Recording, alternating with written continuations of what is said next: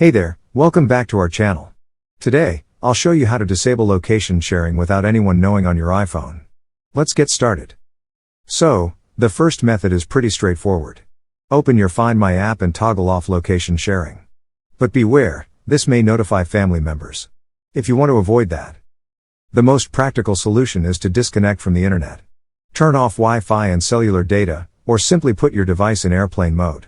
This way, Find My won't broadcast your location, but keep in mind, it's not ideal if you need other apps requiring a network connection. To take a more selective approach, go to Settings, Privacy, and Security, then tap on Location Services.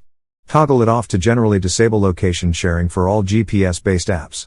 But here's a pro tip. For a more targeted approach, locate Find My within Location Services, and set it to Never. Your location in Find My app will vanish, leaving only an address unavailable message. And there you have it. Multiple ways to disable location sharing without anyone knowing. If this video was helpful, give it a thumbs up, hit subscribe for more tips. Thanks for watching, and I'll catch you in the next one. Bye for now.